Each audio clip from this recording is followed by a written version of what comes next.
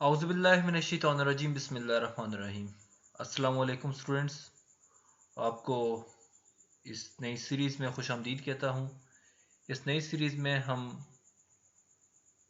First year chemistry के बारे में पढ़ने जा रहे हैं और ये 50 डेज़ की सीरीज़ होगी जिसमें आपने पूरी बुक को कंप्लीट करना है, जिसमें मैं आपको पूरी बुक के बारे में लेक्चर्स दूंगा, पूरी बुक से रिलेटेड लेक्चर्स, पूरी बुक के चैप्टर्स, एक्सरसाइज, क्वेश्चन आंसर वगैरह के फर्स्ट ईयर केमिस्ट्री के क्वेश्चन आंसर्स वगैरह की डिटेल आपको दूंगा।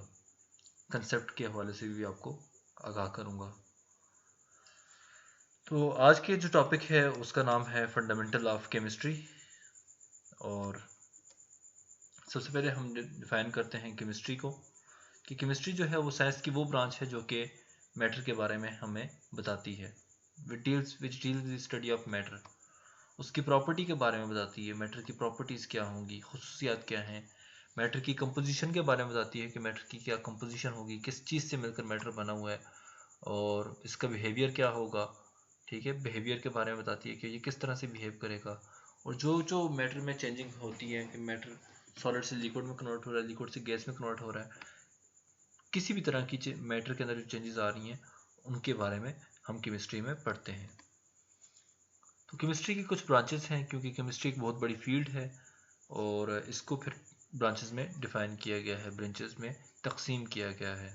तो सबसे पहली जो ब्रांच आती है वो है फिजिकल केमिस्ट्री। फिजिकल केमिस्ट्री में हम किसी भी मैटर के बारे में पढ़ते हैं, मगर फिजिकल केमिस्ट्री में आपके पास फिजिक्स और केमिस्ट्री और मैथमेटिक्स तीनों के ओवरलैप से बनती है। अगर फिजिकल केमिस्ट्री को केमिकल फिजिक्स कहें तो ये यकीनन गलत नहीं होगा,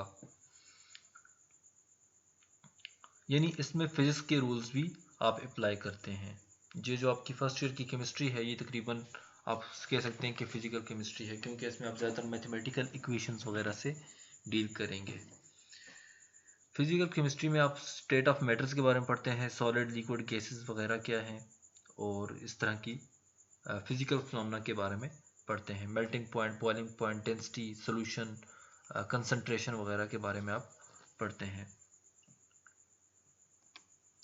number 2, analytical chemistry. Analytical chemistry chemistry की वो शाख है जिसमें आप केमिकल एनालिसिस के बारे में पढ़ते हैं। दो तरह की केमिकल एनालिसिस होते हैं, एक क्वालिटेटिव एनालिसिस है जो कि क्वालिटी के लिए किया जाता है कि इस चीज़, फॉर एग्जांपल कि हमारे पास जो सैंपल है उसमें कौन सी चीज़ मौजूद है। क्वालिटी का मतलब है कि कौन सा मैटर मौजूद है, कौन सा कंपोनेंट मौजूद है, और क्वांटिटी के कितनी मिकदार मौजूद है। क्वांटिटी के लिए टेस्ट किया जाता है, क्वांटिटी टेस्ट, क्वांटिटी एनालिसिस, तो ये इससे डील करती है। न्यूक्लियर केमिस्ट्री जो है, जो एटम के अंदर न्यूक्लियस है उसके बारे में हमें बताती है, और न्यूक्लियस की प्रॉपर्टीज़, न्यूक्लियस के स्ट्रक्चर के बारे में हम न्यूक्लियर केमिस्ट्री में पढ़ते हैं। बायोकेमिस्ट्री हमें जो फिनोमेना और जो फंक्शंस एक ज़िंदा बॉडी में, एक ज़िंदा चीज़ के अंदर, एक लिविंग ऑर्गेनिज्म के अंदर होते हैं, उनके बारे में हमें बताती है बायोकेमिस्ट्री। उसमें जैसे कि आपके पास फोटोसिंथेसिस का प्रोसेस है, या डाइजेशन, जो हम खुराक खाते हैं उसका प्रोसेस है, उसकी डाइजेशन का प्रोसेस है, वो सारा का सारा बायोकेमिस्ट्री में पढ़ा जाता है। एनवायरमेंटल केमिस्ट्री डील करती है एनवायरनमेंट के बारे में। एनवायरनमेंट को जो डिफरेंट फैक्टर इफेक्ट करते हैं उनके बारे में हम एनवायरमेंटल केमिस्ट्री में पढ़ते हैं। उसके अलावा एनवायरनमेंट की कंपोजिशन और एनवायरनमेंट के अंदर जो चेंजेस आती हैं, दो तरह की चेंजेस होती हैं, एक पॉजिटिव चेंज है और एक नेगेटिव चेंज है। जो नेगेटिव चेंज है उसको हम पोल्यूशन कहते हैं, पोल्यूशन के बारे में भी पढ़ते हैं, और पोल्यूशन किस तरह से आगे उसको पोल्यूशन को कम किया जा सकता है, इसकी क्या टाइप्स हैं, ये क्यों होती है, वगैरह वगैरह हम इन्वायरमेंटल केमिस्ट्री में पढ़ते हैं। इसके बाद आती है इनऑर्गेनिक केमिस्ट्री। इनऑर्गेनिक केमिस्ट्री में आप कार्बन के कंपाउंड्स को छोड़कर बाकी तमाम कंपाउंड्स को पढ़ते हैं। ठीक है, कार्बन के कंपाउंड्स को छोड़कर तमाम कंपाउंड्स जो किसी भी एलिमेंट के हैं, या किसी भी एलिमेंट की अपनी स्टडी है, जैसे नियॉन की स्टडी है, आपके पास किसी भी मेटल की स्टडी है, किसी भी नॉन मेटल की स्टडी है, वो सब के सब इनऑर्गेनिक केमिस्ट्री में है। सिर्फ और सिर्फ कार्बन को छोड़कर बाकी सब हम इनऑर्गेनिक केमिस्ट्री में डिस्कस करते हैं। ऑर्गेनिक केमिस्ट्री वो ब्रांच है केमिस्ट्री की जिसमें आप सिर्फ और सिर्फ कार्बन की कंपाउंड्स के बारे में पढ़ते हैं, क्योंकि कार्बन के कंपाउंड्स जो हैं वो बहुत ज़्यादा हैं, मिलियंस, इवन के ट्रिलियंस ऑफ ऑर्गेनिक कंपाउंड्स हैं, कार्बन के कंपाउंड्स हैं। तो हम उनको एक अलग ब्रांच में पढ़ते हैं। ऑर्गेनिक केमिस्ट्री खुद अपने आप में एक बहुत बड़ी ब्रांच है।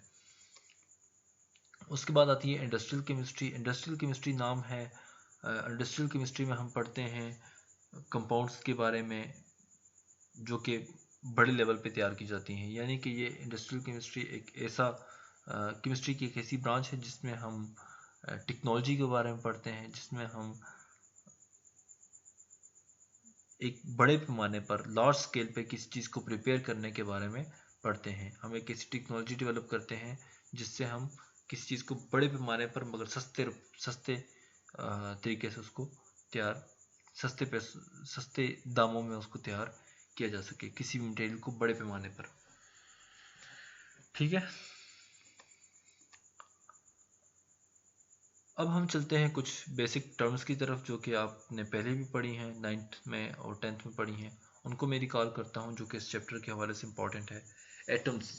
Atom smallest particle of matter है जो कि फिजिकल और केमिकल कैरेक्टरिस्टिक्स का रिस्पॉन्सिबल है। एटम के 3 पार्ट होते हैं, इलेक्ट्रॉन, प्रोटॉन और न्यूट्रॉन। 3 हिस्से होते हैं। ठीक है, प्रोटॉन और न्यूट्रॉन सेंटर में होते हैं जबकि इलेक्ट्रॉन बाहर रिवॉल्व करता है। आपको याद आ गया होगा, फिजिकल प्रॉपर्टीज़ होती हैं।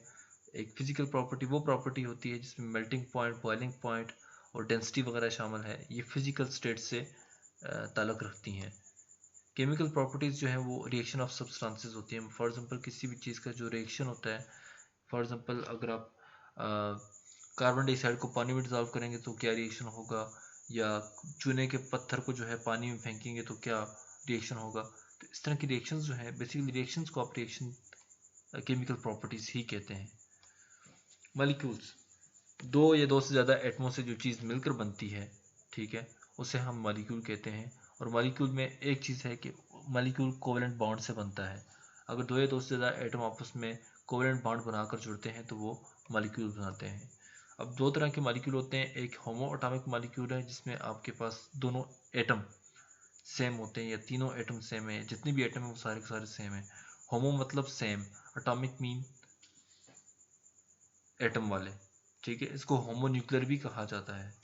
और एक और है हेटेरोटॉमिक जिसमें डिफरेंट एटम्स मौजूद होते हैं, जैसे HCl, H2O, NH3। सारे एटम, काफ़ी सारे ये जो इनमें एटम्स हैं वो मुख्तलिफ हैं, सेम एटम नहीं है। इसके अलावा मोनोटॉमिक मॉलिक्यूल, ऐसा मॉलिक्यूल जो कि सिर्फ एक एटम पर मुश्तमिल हो, उसे हम मोनोटॉमिक मॉलिक्यूल भी कहते हैं। और उसकी मिसाल आपके पास नोबल गैसेज हैं, हीलियम, नियॉन, आर्गॉन, जीनॉन वगैरह। और पॉलीएटॉमिक मॉलिक्यूल्स, और molecule that is made up of 2 और मोर एटम्स, उसको हम पॉलीएटॉमिक कहते हैं। ये डाई एटॉमिक मॉलिक्यूल भी हो सकता है जैसे H2 और HCl। ट्राई एटॉमिक मॉलिक्यूल भी हो सकते हैं जैसे H2O और O3, क्योंकि 3 एटम पर मुश्तमिल हैं। टेट्राटॉमिक मॉलिक्यूल भी हो सकते हैं जैसा कि NH3 और PCl3, क्योंकि ये 4 एटम पर मुश्तमिल मॉलिक्यूल है।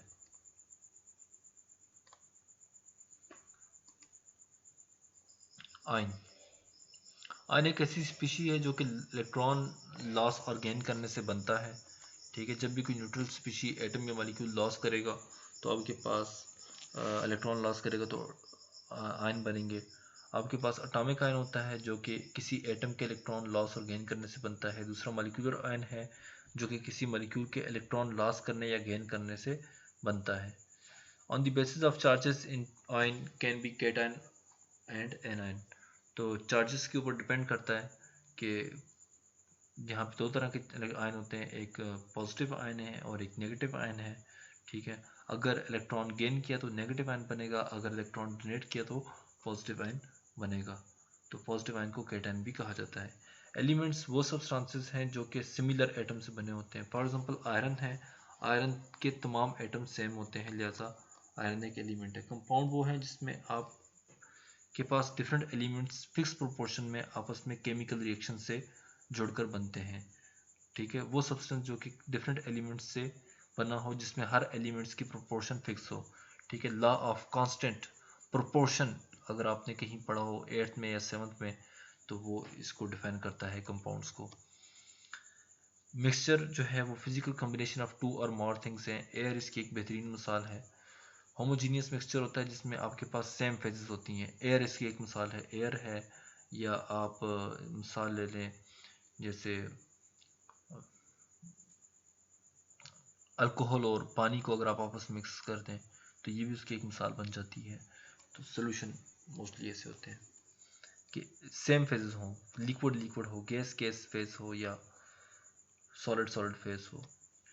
हेट्रोजीनियस मिक्सचर की एक मिसाल जो है आपके सामने, कंपोनेंट हैविंग डिफरेंट फेजेस, जिनमें से फेज डिफरेंट होते हैं, इसकी मिसाल आपके पास रेत और पानी का जो मिक्सचर है वो हेट्रोजीनियस मिक्सचर है।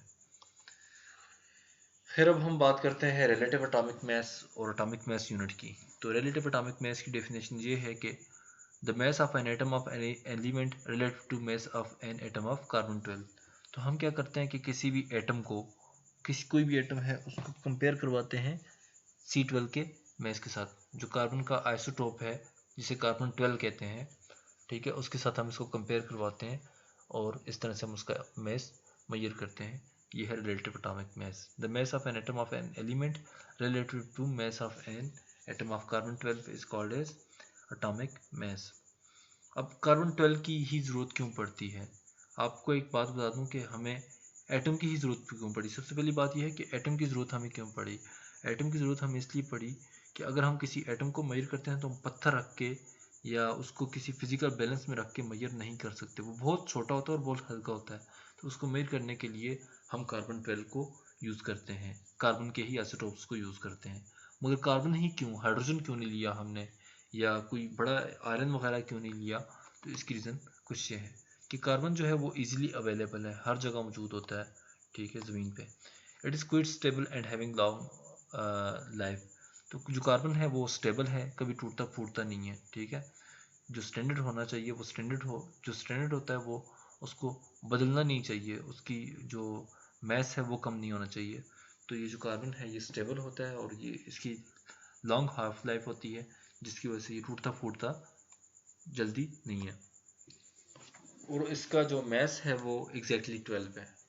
एग्जैक्टली 12 का मतलब ये है कि वो बिल्कुल 12 है, उसमें कोई फ्रैक्शन नहीं है। जब फ्रैक्शन नहीं होगी तो आपके पास क्या चीज़ आसान हो जाती है, कैलकुलेशन आसान हो जाती है, ठीक है, सिर्फ इस वजह से करके। बाकियों का मैथ्स जो बन रहा है वो 12 पॉइंट समथिंग, 13, 14 पॉइंट समथिंग, यानी कि उसमें फ्रैक्शन आ रही है। इवन कि हाइड्रोजन में भी फ्रैक्शन है, 1.008 उसका कुछ मैथ्स आ रहा है, यानी कि उनमें फ्रैक्शन इन्वॉल्व हो रही है, तो इसमें फ्रैक्शन नहीं है। मगर सोचने की बात यह है कि हम कार्बन के 12 को किस तरह से स्टैंडर्ड लेते हैं, ये हमने देखना है। तो इसकी जो यूनिट है वो 1 AMU है, यानी एटॉमिक मास यूनिट है, जो कि इसकी यूनिट बनती है। और एक atomic mass unit 1/12 of the mass of carbon होता है, यानी एक कार्बन के आपने 12 हिस्से किए, 12 हिस्से किए, 12 हिस्से में जो आपके पास एक हिस्सा आएगा वो आपके पास 1 AMU डिफाइन होगा, यानी कि हम उसको कार्बन को इस तरह से कंपेयर करते हैं। अब सोचने की बात यह है कि कार्बन को और हाइड्रोजन को आपस में कंपेयर करके हम मैस किस तरह से फाइंड आउट करते हैं, रिलेटिव एटॉमिक मैस किस तरह से निकालते हैं। तो ये डिपेंड करता है कि वो सब्सटेंस जो जिसको हम मेयर करना चाह रहे हैं वो हाइड्रोजन है या कोई भी है, वो कितना हैवी है। तो हमने यहाँ पे लिखा कि 1/12 of the mass of the carbon, sorry, जो हाइड्रोजन एटम होता है वो 8.4 टाइम मैसिव, 8.4% मैसिव होता है। टाइम नहीं, अच्छा ये टाइम नहीं है बल्कि परसेंट है। 8.4% मैसिव है कार्बन 12 से। तो इसका मतलब ये होगा कि हम 8.4 मल्टीप्लाइड बाई 100 करेंगे, डिवाइड बाई 100 और मल्टीप्लाई बाई 12 करेंगे, तो हमारे पास 1.008 AMU आंसर आ जाएगा। वो आंसर हमें बताएगा कि भाई ये इसका मैस इतना बनता है, 1.008 AMU। यानी कि वो जो हमने एक AMU लिया था ना, एक AMU हमारे पास कितना आता है, एक कार्बन के आपने 12 हिस्से किए, 12 हिस्से में से सिर्फ एक हिस्सा निकाला तो वो 1 AMU था, ठीक है। 1 AMU में सिर्फ 0.008 AMU का इजाफा किया जाए तो आपके पास एक हाइड्रोजन एटम का मैस बनता है। बाद में ये AMU को भी डिफाइन कर दिया गया था कि ये कितना किलोग्राम बनता है। Mass of each individual elements in periodic table is calculated from the relation that how much the individual element is heavier than standard C12। यानी कि जो इंडिविजुअल एलिमेंट है उसके एटम का मैस इस तरह से निकाला जाता है कि हमें ये देखना पड़ता है कि वो स्टैंडर्ड C12 से कितना हैवी है। जितना वो हैवी होगा उतना ही ज़्यादा उसका रिलेटिव एटॉमिक मैस ज़्यादा आएगा। मॉलिक्यूलर मैस की बात करते हैं। मॉलिक्यूलर मैस है सम of atomic masses of all the atoms present in the molecule। तो ये इसको हम AMU में रिप्रेजेंट करते हैं। और ये जो मॉलिक्यूलर मैस है ये टर्म सिर्फ मॉलिक्यूल्स के लिए यूज़ होती है और मॉलिक्यूलर सब्सटेंसेस के लिए यूज़ होती है। आप इसको NaCl या सोडियम क्लोराइड वगैरह के लिए यूज़ नहीं कर सकते। फॉर एग्जांपल अगर आप मॉलिक्यूलर मैस फाइंड आउट करना चाहें तो इसके लिए आपको क्या पता होना चाहिए। मॉलिक्यूलर मैस ऑफ वाटर की मैं बात कर रहा हूँ तो इसका फार्मूला, वाटर का फार्मूला है H2O। H2O हाइड्रोजन का मैस क्या है 1, पीरियोडिक टेबल में आप देख लेंगे तो 1 आएगा। और 2 हाइड्रोजन है तो 2 को मल्टीप्लाई कर दें 1 के साथ, फिर प्लस 16 जो ऑक्सीजन का मैस है वो इसमें ऐड हो जाएगा और आपके पास 18 AMU आ जाएगा। आगे प्रैक्टिस प्रॉब्लम करेंगे हम मॉलिक्यूलर मैसेस की। तो इसमें आप find out the molecular mass of the following. Sulphuric acid का मैस आपने फाइंड आउट करना है। अभी आप पेंसिल कॉपी ले लें और वो प्लीज़ सॉल्व कीजिए इनको। सल्फ्यूरिक एसिड का, ग्लूकोज का, हाइड्रोजन सल्फाइड का आपने इनका मैस फाइंड आउट करना है। तो मैं इसमें से सल्फ्यूरिक एसिड का फाइंड आउट करूँगा। सल्फ्यूरिक एसिड का फॉर्मूला है H2SO4। हाइड्रोजन का मैस 1 है, सल्फर का मैस 32 है, ऑक्सीजन का मैस 16 है। तो देखते हैं क्या होता है। देखिए mass of sulphuric acid is equal to 2 multiply by 1। 1 क्यों लिखा गया? क्योंकि 1 इसका हाइड्रोजन का मैस है। ये जो 2 मल्टीप्लाई बाय 1 लिखा हुआ है 1 हाइड्रोजन का मैस है, प्लस 1 मल्टीप्लाई बाय 32, 32 सल्फर का मैस है और 1 उसमें सिर्फ क्वांटिटी है, सल्फर का एक एटम है। और प्लस ये जो 4 मल्टीप्लाइड बाय 16 है, ये 4 और ये 16, ये 4 और ये 16 ऑक्सीजन का मैस है और 4 से इसको मल्टीप्लाई किया गया है। बाद में जब इसको सॉल्व करते हैं तो हमारे पास आंसर आता है वो है 98 AMU। अच्छा याद रखिए कि मॉलिक्यूलर मैस की जो यूनिट है वो है AMU। Atomic mass, molecular mass, इनकी यूनिट AMU है, ग्राम नहीं है। अब सॉल्व प्रॉब्लम जो आपने खुद सॉल्व करनी है, बी और सी, ग्लूकोज और हाइड्रोजन सल्फाइड आपने खुद सॉल्व करनी है। Formula mess. फार्मूला मैस क्या है? जो सम है एटॉमिक मैसेस का एक फार्मूला यूनिट के अंदर, उसको रिप्रेजेंट करता है। यानी एक फार्मूला यूनिट के अंदर जितने भी एटम है उन सब का मैस सम अप किया जाए तो हमारे पास फार्मूला मैस आता है। फार्मूला मैस की यूनिट AMU है। इसका ये जो फार्मूला मैस हमारे पास है ये ज़्यादातर आयनिक स्पीशी के लिए यूज़ है और हमेशा से मेरे ख्याल से आयनिक स्पीशी के लिए हम यूज़ करते हैं किसी किसी जगह पर। खैर फार्मूला मैस जो है वो आयनिक स्पीशी के लिए NaCl सोडियम क्लोराइड के लिए यूज़ कर सकते हैं जिनके फार्मूला यूनिट्स होते हैं। ठीक है, मॉलिक्यूलर सब्सटेंस के लिए आप फार्मूला मैस यूज़ ना करें तो ज़्यादा बेहतर है। For example formula mass of NaCl जो है वो आपके पास 23 प्लस 35.5 इज इक्वल टू 58.5 AMU आ रहा है। तो Na का मैस कितना है 23, Cl क्लोरीन का मैस है 35.5 और आपके पास टोटल सम आ गया 58.5 AMU। Practice problem formula mass की हम करने जा रहे हैं। ये NaOH है, Na2SO4 है, K2SO4 है, एल्युमिनियम सल्फेट है और कैल्शियम फॉस्फेट है और पोटाशियम क्रोमेट है और इसी तरीके से पोटाशियम परक्रोमेट और अमोनियम फॉस्फेट है। आपने इनका जो है फार्मूला मैस फाइंड आउट करना है। खैर जो इसमें 4 नंबर है एल्युमिनियम सल्फेट में, उसका आपके सामने मैस फाइंड आउट कर लेता हूँ। तो एल्युमिनियम का मैस है 27, सल्फर का मैस है 32 और ऑक्सीजन का मैस है 16। तो सबसे पहले आप यहाँ देखें तो मैंने जो है इस 2 को 27 से मल्टीप्लाई किया है क्योंकि 27 एल्युमिनियम का मैस है, प्लस 32 जो है वो मैस है सल्फर का और ऑक्सीजन का मैस है जो ऑक्सीजन का मैस है वो है 16 और चूंकि 4 ऑक्सीजन है, यहाँ देखें O4 लिखा हुआ है, O4 का मतलब होता है 4 ऑक्सीजन, 4 मल्टीप्लाई बाय 16 कर दिया और फिर देखें SO4 होल थ्राइस है यानी सल्फर भी 3, ऑक्सीजन 4 मल्टीप्लाई बाय 3 हो जाएगा। तो ये SO4 जो है आपने इसको होल थ्राइस लिखा हुआ है यहाँ पे। तो आप क्या करेंगे, ये जो 32 प्लस 4 मल्टीप्लाई बाय 16 है इस सब को 3 से मल्टीप्लाई कर देंगे क्योंकि आपके पास होल थ्राइस आ रहा है। लिहाजा अब जब आप इसको मज़ीद सॉल्व आउट करेंगे तो आप देखते हैं कि आपके पास आंसर आता है 54 plus 32 plus 64 multiply by 3, 96 multiply by 3 और मज़ीद इसको सॉल्व करते हैं तो आपके पास ये 342 AMU आंसर आ जाता है। Mole, molar mass and Avogadro numbers, इसके बारे में अब हम पढ़ने जा रहे हैं कि मोल क्या है और मोलर मैस क्या है। सबसे पहले आप ये बताएं थे कि अगर कोई चीज़ आपके पास हो, फॉर एग्जांपल अगर हम बात करते हैं अंडों की बात करते हैं, अंडे, एग्स, तो कोई आपसे पूछता है कि 12 एग्स में कितने दर्जन बनते हैं, तो आप कहते हैं भाई 12 एग्स जो होता है वो 1 दर्जन के बराबर है। देखें आप, 1 दर्जन जो होता है वो 12 अंडों के बराबर है, 12 चीज़ों के बराबर है। सिमिलरली आपके पास जो 1 मोल है वो 6.022 इंटू 10⁻23 पार्टिकल्स के इक्वल है। कोई भी एटम या मॉलिक्यूल जिसकी तादाद, जिसकी क्वांटिटी 6.022 इंटू 10⁻23 हो, वो क्या होगा, वो 1 मोल होगा। ठीक है, तो the mass of 6.023 into 10⁻23 particle of any substance is called as molar mass।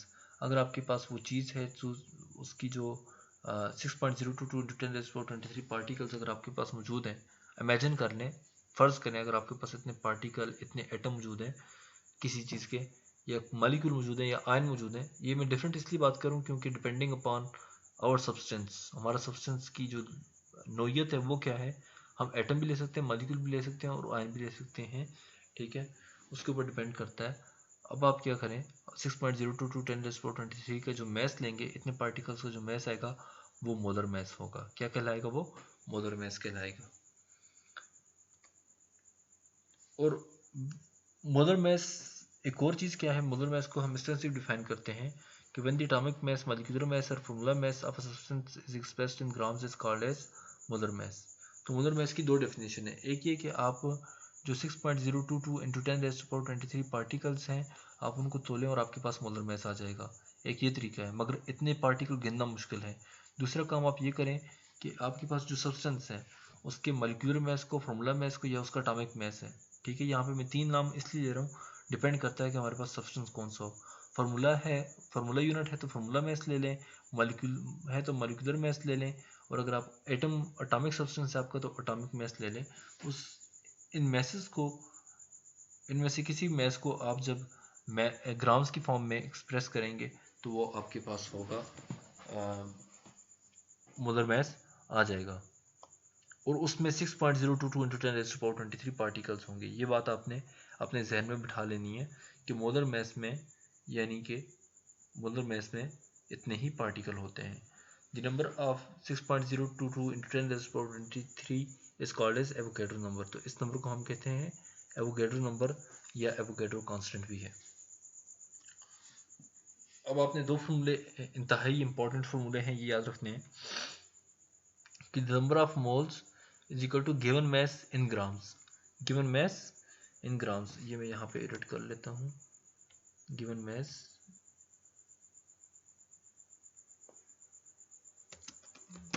In grams. ठीक है, गिवन मैस इन ग्राम्स। ठीक है, और number of moles is equal to given number of particles divided by Avogadro number. ये दो फॉर्मूले आपने याद रखने हैं।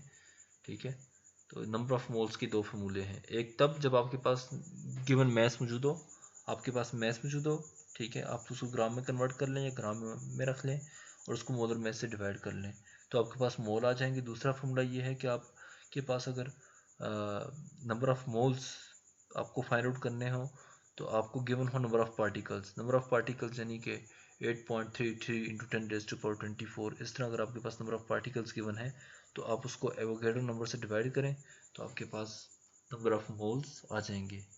एवोगैड्रो नंबर क्या है, 6.022 इंटू 10⁻23। फिर find out molar mass of the following. Molar mass आपने फाइंड आउट करना है सोडियम का, यूरेनियम मेटल का, सोडियम हाइड्रोक्साइड का, पोटाशियम क्रोमेट का, क्लोराइड आयन का, और सोडियम कार्बोनेट का, सोडियम सल्फेट का, एल्युमिनियम क्लोरेट का, और बाइकार्बन क्या नाम है इसका, कार्बोनिक एसिड का, H2CO3 कार्बोनिक एसिड का। तो मैं यहाँ पे आपके सामने एक फाइंड आउट कर लेता हूँ molar mass. Molar mass of aluminium ClO4 whole thrice जो है, इसका मोलर मैस कितना है। ठीक है, तो ये मैंने सिंपली उसका मॉलिक्यूलर मैस निकाला। मॉलिक्यूलर मैस मेरे पास फार्मूला मैस आ जाएगा उसका, वो है 324 AMU। ठीक है, 324 AMU आ गया तो मैंने सिर्फ इसको ग्राम्स में एक्सप्रेस करना है। ठीक है, तो ये मेरे पास आ जाएगा मोलर मैस। ठीक ठीक है। मोलर मास जो होता है 324 ग्राम्स बनते हैं। अब जब आप 324 ग्राम एल्युमिनियम क्लोराइड के लेंगे, ठीक है, एल्युमिनियम क्लोराइड के 324 ग्राम अगर आप अपने फिजिकल बैलेंस पे तोलते हैं और आप अगर उसको काउंट करेंगे तो उसमें 6.022 इंटू 10⁻23 फार्मूला यूनिट शामिल होंगे। ठीक है, ये अंदाज़तन इतने उसमें फार्मूला यूनिट होंगे। और ये बहुत हैरानकुन बात है कि आप यानी कि एटमों को गिनते नहीं है बल्कि एटमों को काउंट करते हैं। अगर आपको ये पता है कि 324 ग्राम्स ऑफ एल्युमिनियम जो है उसमें 6.022 इंटू 10⁻23 फार्मूला यूनिट मौजूद है। 324 ग्राम्स ऑफ एल्युमिनियम क्लोराइड में 6.022 इंटू 10⁻23 फार्मूला यूनिट मौजूद हैं, तो आप ये भी बता सकते हैं कि इससे हाफ क्वांटिटी में कितने फार्मूला यूनिट होंगे। ठीक है, तो वो आप इसके हाफ फार्मूला यूनिट मौजूद होंगे। यानी कि आप मैटर को गिनते नहीं हैं, मॉलिक्यूल्स को गिनते नहीं हैं, एटम्स को गिनते नहीं हैं, बल्कि आप उसको तोलते हैं। तोलते कैसे हैं कि आप उसके जो एटॉमिक मास है, मॉलिक्यूलर मास है या फार्मूला मास है, उसको आप क्या करते हैं, ग्राम्स में लिखकर उसकी ग्राम तोल लेते हैं और वो आपको आइडिया देता है कि इसमें कितने नंबर ऑफ एटम्स या मॉलिक्यूल्स होंगे। आगे चलते हैं relation between mole and molar mass की तरफ। तो ये आपके पास number of moles is equal to mass given in grams divided by molar mass. और मास जो है आप अगर फाइंड आउट करना चाहें तो mass of substance is equal to molar mass multiply by number of moles. ठीक है, तो मोलर मास को आप, ये जो ऊपर वाली इक्वेशन है इसमें मोलर मास को आप उठाकर दूसरी जानब लेकर जाएंगे तो वो मल्टीप्लाई हो जाएगा, तो आपके पास आ जाएगी number of moles multiply by molar मास। तो मास ऑफ सब्सटेंस, ये आपके पास दो फॉर्मूले हैं, दो रिलेशन हैं जिनको हम आगे यूज़ करेंगे। एटॉमिक मास, मॉलिक्यूलर मास और फार्मूला मास अगर आपके पास मौजूद हो और आप उसको ग्राम्स में एक्सप्रेस करें तो आपके पास मोलर मास के इक्वल आता है। और अगर आपके पास मोलर मास मौजूद हो, ठीक है, और आप उसको मल्टीप्लाई करें नंबर ऑफ मोल्स के साथ, आप अगर आपके पास मोलर मास मौजूद हो, मोलर मास को आप मल्टीप्लाई करें नंबर ऑफ मोल्स के साथ, तो आपके पास मास आ जाएगा। ठीक है, और अगर आपके पास यही मास मौजूद हो तो आप उसको मोलर मास से डिवाइड करेंगे तो आपके पास नंबर ऑफ मोल्स आ जाएंगे। यानी ये चीज़ें आपके पास, ये जो कंसेप्ट में मैंने नीचे दिया है ये आपने याद रखना है। याद रखने की चीज़ यही है, ये आपका कंसेप्ट मैप है। खैर, सॉल्व फॉलोइंग प्रॉब्लम, तो आपने इन प्रॉब्लम्स को सॉल्व करना है। Find out 18 moles in 18 kilogram of water. ठीक है, आपने find out 360 gram of glucose, ये आपने फाइंड आउट करना है और ये आपने सॉल्व करना है। उसके बाद find out 60 moles of nitric acid, mass of 60 moles, मतलब आपके पास 60 मोल ऑफ नाइट्रिक एसिड हो तो उसका मैस कितना होगा। ठीक है, 40 मोल्स ऑफ सल्फ्यूरिक एसिड है तो उसका मैस कितना होगा, और 0.0004 मोल्स ऑफ NaCl है तो उसका मैस कितना होगा, ये आपने सॉल्व करना है। ठीक है, हिंट मैं आपको दे देता हूँ कि आपको पता है जो पहली तीन प्रॉब्लम्स हैं उनको इस फॉर्मूले से हल होगा, number of moles is equal to mass given in grams divided by molar mass. जो नंबर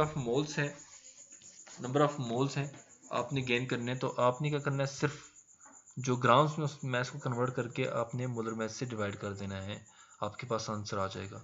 जो आखिरी तीन प्रॉब्लम्स हैं, अगर पिछले पेजेस पे जाएं तो ये जो आखिरी तीन प्रॉब्लम है 4, 5, 6, ये इस फॉर्मूले से सॉल्व होगी। Mass of substance is equal to molar mass, आपको नंबर ऑफ मोल्स गिवन है, आपने सिर्फ मोलर मास को मल्टीप्लाई करना है। ठीक है, ये कंसेप्ट मैंने यहाँ पे दे दिया है कि अगर आप मास ऑफ सब्सटेंस है, अगर आप उसको मोलर मास से डिवाइड करते हैं तो आपके पास मोल आता है, और अगर इसी मोल को आप मोलर मास से मल्टीप्लाई करते हैं तो दोबारा से आपके पास mass of substance in grams आ जाता है। ठीक है, यहाँ पे एक और बार मैंने इसी को दोबारा से दोहरा दिया है। ठीक है,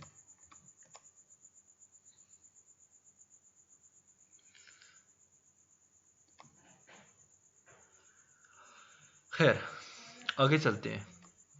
relation between number of particles and मोल। अब पार्टिकल्स और मोल्स का आपस में रिलेशन है, इसमें आप देखेंगे कि आपके पास इंपॉर्टेंट फॉर्मूला ये है, number of moles is equal to number of particles divided by Avogadro's number.